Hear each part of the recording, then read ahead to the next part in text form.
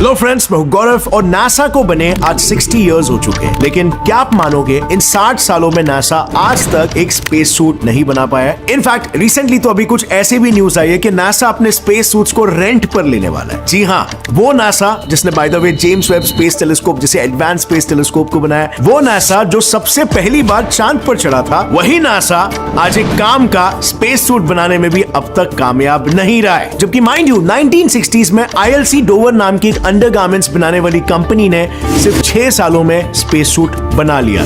Like literally Neil Armstrong ने खुद इसी स्पेस सूट को पहनकर चांद पर अपने पहले कदम रखे। और आज के इतने मॉडर्न जमाने में नासा अपने एस्ट्रोनॉट्स को वही 1974 के जमाने के स्पेस सूट्स बार बार रिफर्बिश करके पहनाते जा रहे हैं। एक्चुअली बात यह है ना, उस वक्त 1974 में स्पेस शटल प्रोग्राम के लिए ILC डोवर ने नासा के लिए टोटल 18 सूट्स को डिलीवर किया था, जिनकी मैक्सिमम लाइफ स्पैन ओरिजिनली सिर्फ 15 साल ही रखी गई। But then even though the guidelines were pretty clear, हुआ यूं कि उन 18 स्पेस सूट्स को रिफर्बिश कर करके नासा आज तक उन्हें बस चलाया जा रहा है। और अब उनमें से 4 ही space suits flight ready condition में बचे हैं, बाकी सब तबाह हो चुके हैं। एक सूट जो था वो सिर्फ और सिर्फ सर्टिफिकेशन के लिए बनाया गया था, दूसरा जो था वो अनफॉर्चुनेटली ग्राउंड टेस्टिंग के वक्त बर्बाद हो गया, और फिर दो ऐसे 4 सूट्स 1986 के चैलेंजर डिजास्टर और 2003 के कोलंबिया डिजास्टर में खत्म हो गए। और फाइनली एक सूट स्पेसएक्स के रॉकेट एक्सप्लोजन में डिस्ट्रॉय हो गया, जो बाय द वे अभी रिसेंटली 2015 में ISS के लिए कार्गो लेकर उड़ा था। यानी अगर मोटा मोटा देखें तो 18 में से करीब 7 तो ऐसे ही वेस्ट हो गए,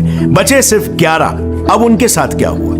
उनके बारे में बस इतना समझ लो कि फिलहाल इस वक्त उसमें से सिर्फ 4 ही है जो फ्लाइट रेडी कंडीशन में बचे हुए हैं, और 7 स्पेस सूट्स फिर से रफू किए जा रहे हैं आगे फ्लाइट रेडी बनाने के लिए। मतलब जरा सोच कर देखो, हम मेडिकल इक्विपमेंट्स को रफू नहीं करते, हम उन्हें रिफर्बिश नहीं करते, हम नया परचेज कर लेते हैं। यहाँ पर स्पेस सूट्स की बात चल रही है। कितना डेंजरस हो सकता है ये? क्या नासा लिटरली अपने एस्ट्रोनॉट्स की जान के साथ खेल रहा है? जबकि उन्हें अच्छी तरीके से पता है स्पेस के खतरनाक एनवायरनमेंट में एस्ट्रोनॉट्स की जान उन चीजों से खतरे में पड़ सकती है जो शायद पृथ्वी पर रहने वालों को मामूली सी लग रही है। मिसाल के तौर पर साल 2000 में नासा एस्ट्रोनॉट कार्लोस नोरिगिया जब अपनी एक्स्ट्रा व्हीकुलर एक्टिविटी EVA या सिंपली स्पेस वॉक करके ISS पर वापस लौट रहा था, तब हेलमेट के अंदर मौजूद पाइप से पानी पीते वक्त गलती से पानी उनके विंड पाइप में चला गया और वो हेलमेट के अंदर ही जोर जोर से खांसने लगे। अब पृथ्वी पर हम जैसे लोगों के लिए ये एक आम बात है, पर उनके लिए वो बिल्कुल नहीं थी। उनकी ये खांसी उनकी जान लेने वाली थी। दरअसल जब कार्लोस खांसे थे तब उनके मुंह से पानी का एक ड्रॉप, सिर्फ एक ड्रॉप, अंदर ही अंदर हेलमेट की कांच से टकराया और फिर ग्लास पर फॉगिंग रोकने के लिए उस कांच पर जो सोपी मटेरियल लगाया हुआ था वो उसके साथ मिल गया। और बस फिर उसके बाद one event led to an entire chain of events. उस सोपी मटेरियल को अपने अंदर डिसॉल्व करने के बाद वो ड्रॉप कांच से बाउंस बैक होकर कार्लोस की एक आंख में चला गया, और अब कार्लोस ना आंखें खोल पा रहे थे और ना ISS का दरवाजा ढूंढ पा रहे थे, और ना ही हेलमेट की वजह से उनके पास अपनी आंखें रब करने के लिए कोई ऑप्शन था। और फिर फाइनली कुछ वक्त बाद जब उनके को एस्ट्रोनॉट्स को यह पता चला कि कार्लोस के साथ कुछ हुआ था, तब जाके उन्होंने उनकी मदद की। वरना गलती से भी अगर कार्लोस का ISS के साथ लगा हुक और हाथ दोनों छूट जाते तो वो कहीं स्पेस की गहराइयों में, अंधेरों में खो जाते थे। पर ये इकलौता ऐसा इंसिडेंट नहीं है जो बस वंस इन अ वाइल किसी के साथ हुआ हो। पिछले ही साल यही सेम चीज नासा के साथ काम कर रहे कैनेडियन एस्ट्रोनॉट क्रिस हैडफील्ड के साथ भी घटी। इस बार उनकी दोनों आंखों में साबुन चला गया था और वो करीब आधे घंटे से भी ज्यादा समय तक के लिए आंखों से अंधे हो गए थे। यही सोच रहे हो ना कि स्पेस में किसी के साथ इससे बुरा क्या ही हो सकता है?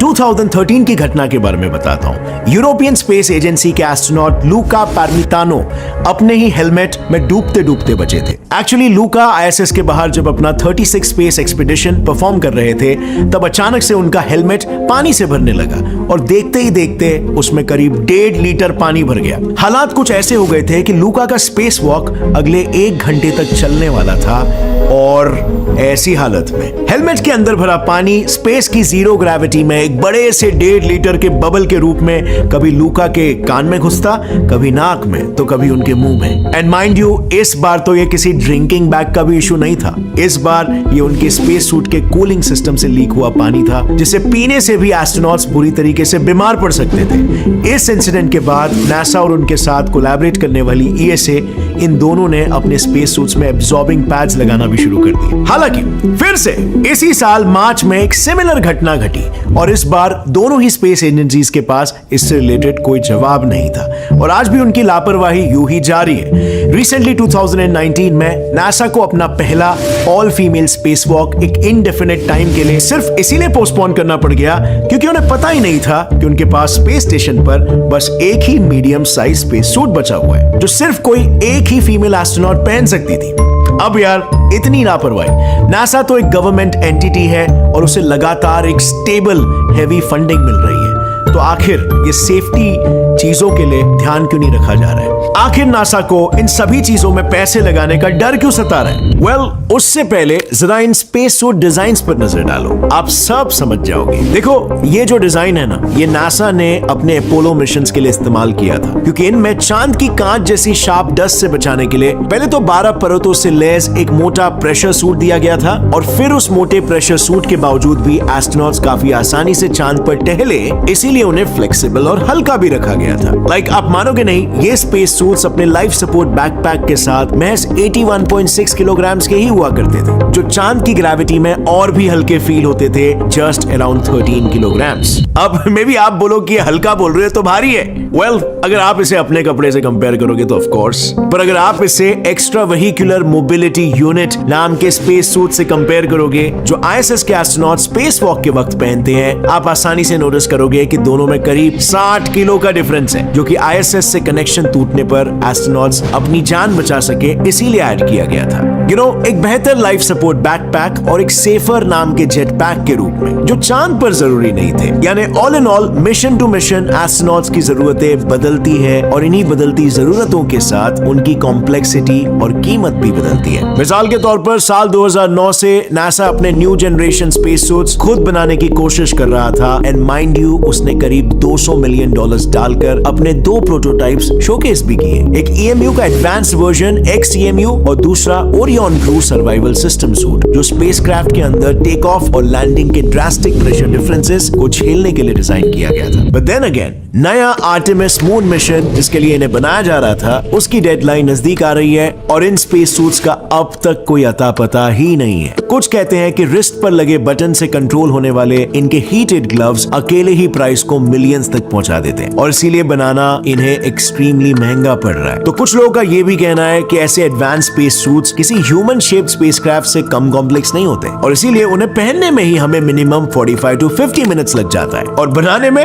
एटलीस्ट 45 से 50,000 आवर्स। कहने का मतलब बस इतना है कि घाई गड़बड़ी में अगर नासा से अगर कुछ छूट गया तो नासा हासिल तो कुछ नहीं कर पाएगा पर गवाएगा अपने जन्मों की कमाई हुई क्रेडिबिलिटी, क्योंकि एज वी ऑल नो पृथ्वी की सतह से लगभग 2 माउंट एवरेस्ट जितनी ऊंचाई पर एक आर्मस्ट्रांग लाइन आती है एट 63,000 फीट, जहां बढ़ते तापमान से पानी का वेपर प्रेशर और पृथ्वी का एटमॉस्फेरिक प्रेशर दोनों ही एक लेवल पर आ जाते हैं। नतीजा क्या होता है? जहां जहां आपके शरीर में मौजूद पानी को थोड़ी सी भी फैलने की जगह मिलेगी, वहां का पानी बिना किसी चेतावनी के उबलने लगेगा और अपनी आंखों के उबलते टीयर्स के थ्रू एस्ट्रोनॉट्स को सामने सिर्फ एक ही चीज नजर आएगी, मौत। और इसीलिए नासा ने एक शातिर चाल चली है। वो पैसे तो लगा रहा है लेकिन पर्दे के पीछे से।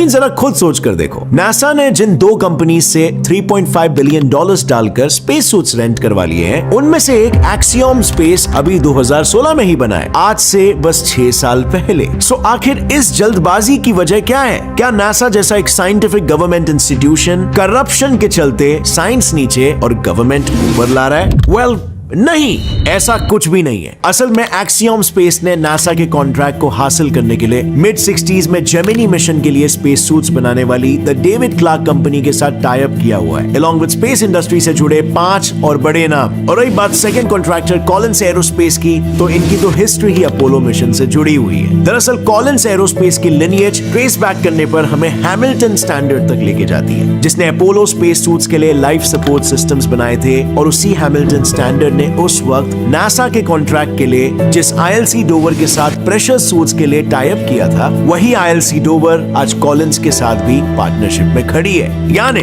देखा जाए तो नासा टेक्निकली नए प्लेयर्स पर कोई अंधा दाव नहीं खेल रही है, वो अपना दाव पुराने एक्सपीरियंस कॉन्ट्रैक्टर्स पर ही खेल रही है, ताकि वो ज्यादातर समय हबल और JWST जैसे स्पेस एक्सप्लोरेशन से जुड़ी टेक्नोलॉजीज को डेवलप करने में खर्च कर सके। पर एक सेकेंड, नासा ने रिसेंटली हमारे एस्ट्रॉइड बेल्ट में एक सोने से बना हुआ एस्ट्रॉइड देखा है जिसका नाम है साइकी 16, और इस एस्ट्रॉइड की कुल मिला के एस्टिमेटेड वैल्यू कितनी है आपको पता है? 10,000 क्वाड्रिलियन $, यानी इतनी कि इस पृथ्वी के हर एक इंसान के बैंक अकाउंट में एटलीस्ट 10,000 करोड़ जमा हो सकता है। पर इस पर बात करके अमीर होने के सपने हम किसी दूसरे वीडियो में देखेंगे।